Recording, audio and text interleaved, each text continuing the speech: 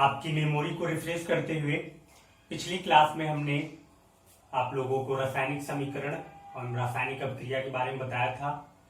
रासायनिक अभिक्रिया में हमने आपको बताया था यदि किसी पदार्थ की अवस्था में परिवर्तन, रंग में परिवर्तन तथा तापमान में परिवर्तन होता है, साथ ही साथ वह किसी गैस का उत्सर्जन करता है, तो वो जो अभिक्रिया होगी वो रासायनिक अभिक्रिया कहलाती है।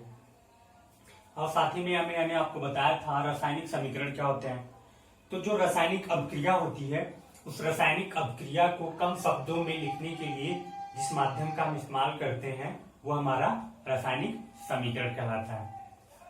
उसके बाद है आपका जो नेक्स्ट टॉपिक है, किसी भी रासायनिक समीकरण को कैसे हम संतुलित करते हैं या उसे संतुलित करना क्यों आवश्यकता है, यानी how to balance a chemical equation. तो आइए हम करते हैं, किसी भी रिएक्शंस को बैलेंस करते हैं। और उससे पहले हम जानेंगे कि कोई भी जो रिएक्शन बना, ठीक है, ये कोई भी रासायनिक अभिक्रिया है, हम उसे बैलेंस क्यों करते हैं, क्या जरूरत पड़ी। तो आप लोगों ने 9th क्लास में पढ़ा होगा कि रासायनिक अभिक्रिया को बैलेंस करने के लिए जो है कुछ रूल्स बनाए गए हैं, जिसमें आपको बताया गया था, आपने पढ़ा होगा लास्ट कंजर्वेशन ऑफ मास या जो है द्रव्यमान संरक्षण का नियम। इस नियम के अंतर्गत बताया गया था कि किसी भी रासायनिक अभिक्रिया में, ठीक है, किसी भी रासायनिक अभिक्रिया में तत्वों के द्रव्यमान को ना तो घटाया जा सकता है ना ही बढ़ाया जा सकता है, यानी कि ना किसी भी रासायनिक अभिक्रिया में तत्वों के द्रव्यमान को ना तो बनाया जा सकता है ना ही उसको नष्ट किया जा सकता है, तथा किसी भी रासायनिक अभिक्रिया में जो उत्पाद में उपस्थित तत्वों के द्रव्यमान जो होता है वो अभिकारक में उपस्थित तत्वों के द्रव्यमान के बराबर होता है। तो इसीलिए हम जो है किसी भी रासायनिक समीकरण को संतुलित करना जरूरी हो जाता है कि हम उसे संतुलित करके रखें। फॉर एग्जाम्पल अगर हम बात करें कि हम किसी भी रासायनिक समीकरण को संतुलित क्यों करते हैं, तो जैसे एक हम इक्वेशन देते हैं आपको, जैसे जिंक हो गया, जिंक प्लस सल्फ्यूरिक अम्ल, जिंक जो है सल्फ्यूरिक अम्ल के साथ अभिक्रिया करके बना लेता है हमारा जिंक सल्फेट और हाइड्रोजन, ठीक है। तो ये तो जो है रासायनिक अभिक्रिया, यानी हमने समीकरण बना दिया, उस रासायनिक अभिक्रिया को सिंबल के रूप में लिख दिया, ये हमारा हो गया रासायनिक समीकरण। अब हम इसको चेक करेंगे कि ये बैलेंस है कि नहीं बैलेंस है, क्योंकि जो है जो द्रव्यमान संरक्षण का नियम है वो कहता है कि भाई जो अभिकारक होगा, अभिकारक में उपस्थित तत्वों का द्रव्यमान उत्पाद में उपस्थित तत्वों के द्रव्यमान के बराबर होगा, ठीक है, या उत्पाद में उपस्थित तत्वों का द्रव्यमान जो है अभिकारक में उपस्थित तत्वों के द्रव्यमान के बराबर होगा, तभी वो जो रिएक्शन होगा वो बैलेंस होगा, ठीक है। जैसे अगर हम इसकी बात करें कि आखिर क्यों बैलेंस करने की जरूरत पड़ेगी, हम किसी भी समीकरण को बैलेंस करने की क्या जरूरत पड़ेगी। फॉर एग्जाम्पल आप कोई भी सामान खरीदते हैं, ठीक है, किसी भी आप दुकान पे जाते हैं तो आपको जो है एक बैलेंस करने के लिए आप मान लीजिए, फॉर एग्जाम्पल आपने कोई सामान खरीदा, जैसे आपने 1 kg जो है मैंगो ले लिया, ठीक है, 1 kg आप मैंगो ले रहे हैं, ठीक है। तो आप 1 kg मैंगो लेते हैं, तो जब तक जो दुकानदार आपको दे रहा है, जब तक 1 kg की इक्वल आपका आम मैंगो जो आप परचेज कर रहे हैं वो नहीं हो जाता, तब तक आप उसको पैसा नहीं देते, ठीक है। फॉर एग्जाम्पल ये जो आपका 1 kg है, ये हमारा हो गया आपका अभिकारक, और ये जो हो गया हमारा उत्पाद हो गया, ठीक है। 1 किलो हमने बटखरा रखा, वो हमारा अभिकारक है, उसी बराबर हमको आम लेना है। अगर इससे कम दिए भाई तो हम पैसे नहीं देंगे। सेम कॉन्सेप्ट यहाँ पे भी है, अभिकारक है तो अभिकारक में अगर इतने प्रोडक्ट उपस्थित हैं तो उत्पाद में भी उतने होने चाहिए, और अगर गायब हो गया तो वो आपका जो समीकरण होगा बैलेंस नहीं होगा।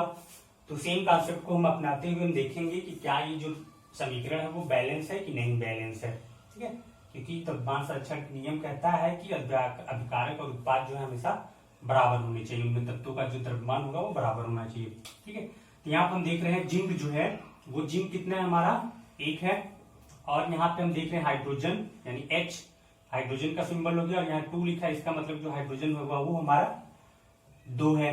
ठीक है, उसके बाद S यानी सल्फर, सल्फर की बात करें तो ये कितना है हमारा 1 है। और इधर वाले में हम देखेंगे ऑक्सीजन, ऑक्सीजन जो हमारा कितना है 4। ठीक है, यानी कि जिंक 1 है, हाइड्रोजन 2 है, सल्फर 1 है और ऑक्सीजन जो है 4 है। तो सेम जितना जिंक इधर अभिकारक में उतना जिंक उत्पाद में होना चाहिए, हाइड्रोजन जितना है उतना इधर भी होना चाहिए, और सल्फर 1 है तो सल्फर 1 वहां पे भी होना चाहिए, ऑक्सीजन 4 है तो वहां पे भी 4 होना चाहिए। तो वो जो है वो आपका जो समीकरण होगा वो बैलेंस्ड होगा। ठीक है, आइए चेक करते हैं।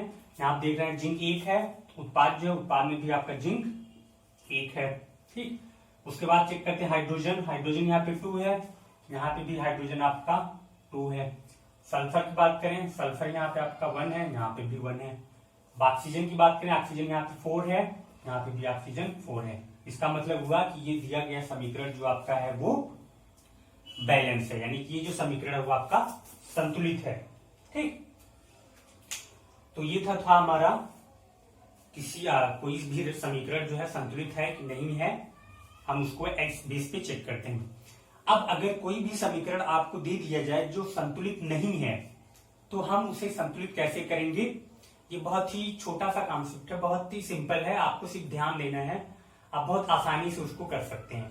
तो आइए हम लोग करते हैं रिएक्शंस को, और उसमें जो दिया समीकरण है उसके द्वारा हम देखते हैं कि कैसे हम किसी भी समीकरण को जो है संतुलित करेंगे। फॉर एग्जाम्पल आपका एक समीकरण है, इसमें दिया आपका आयरन प्लस H2O, ये बना लेता है आपका आयरन ऑक्साइड प्लस हाइड्रोजन। ठीक है, ये आपका समीकरण है। अब इसको संतुलित करना है। ठीक है, मान लीजिए अब इसको संतुलित करना है। ठीक है, तो संतुलित करने के लिए हम पहला कॉन्सेप्ट क्या, पहले हम ये चेक करेंगे कि क्या ये समीकरण संतुलित है या नहीं है। अगर संतुलित है तो हमें संतुलित करने की जरूरत ही नहीं, यानी अगर ये समीकरण बैलेंस है तो बैलेंस करने की हमें कोई आवश्यकता ही नहीं, और अगर बैलेंस नहीं है तो हम बैलेंस करेंगे। तो हम पहले क्या कर लेंगे, मान लीजिए अभिकारक है आपका, अभिकारक हो गया और ये जो है उत्पाद हो गया। तो हम देखेंगे क्या अभिकारक में उपस्थित जो तत्व है उनका द्रव्यमान यहाँ पे बराबर है उत्पाद के, अगर है तो कोई जरूरत ही नहीं है संतुलित करने की, और नहीं है तो हम उसको संतुलित करेंगे। आइए चेक करते हैं।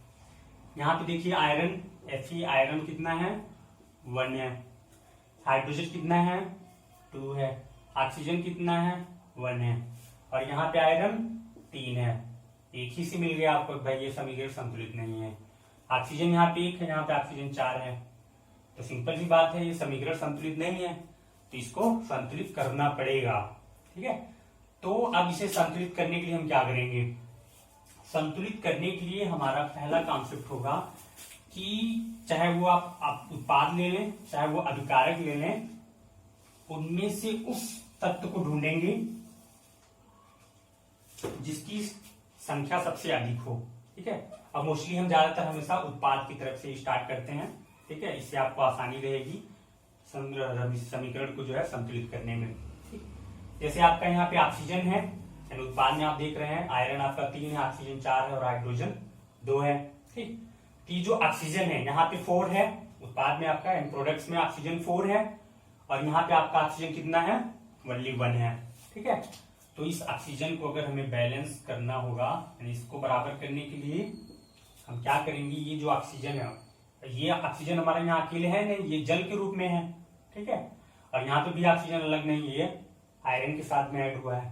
ठीक, तो यहाँ पे अगर ऑक्सीजन है जल के साथ है तो हम इस ऑक्सीजन की लेफ्ट में जाएंगे, और लेफ्ट में यहाँ पे ऑक्सीजन 4 है, यहाँ ऑक्सीजन 1 है, तो हम यहाँ पे 4 लिख देंगे। ठीक है, यानी ये जो होगा इससे मल्टीप्लाई हो जाएगा, यहाँ पे ऑक्सीजन 1 था और हम अगर 4 से मल्टीप्लाई कर दें तो ये भी 4 हो जाएगा। ठीक है, तो हम इसको मल्टीप्लाई करेंगे तो ये ऑक्सीजन हमारा कन्वर्ट हो जाएगा किसमें, ये हो गया हमारा 4 ऑक्सीजन। ठीक है, और यहाँ पे भी आपका ऑक्सीजन 4 ऑलरेडी दिया हुआ है।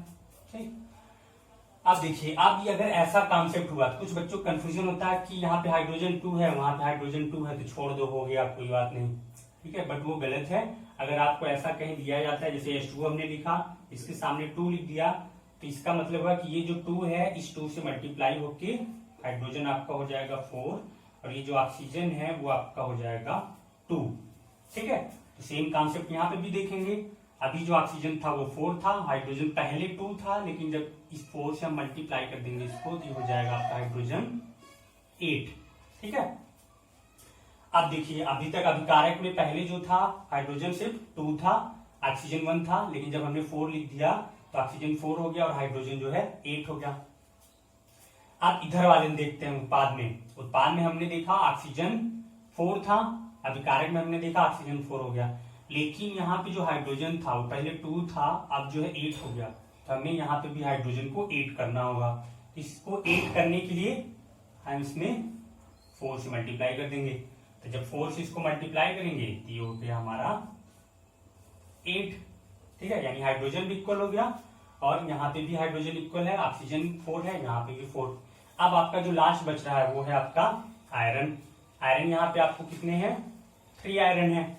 ठीक है, आयरन यहाँ पे 3 है, और इधर साइड में आयरन जो है 1 है, तो इस जितना अगर 3 इधर है तो इसके जस्ट इस वाले अभिकारक में भी आयरन के लेफ्ट साइड में हम 3 लिख देंगे, और देखेंगे कि ये जो रिएक्शन होगा हमारा, यानी जो समीकरण होगा हमेशा के लिए बैलेंस हो जाएगा। अब आप इसको मिलाएंगे तो द्रव्यमान संरक्षण के नियम के आधार पर देखेंगे, यहाँ पे आयरन 3 है, यहाँ पे भी आयरन 3 है।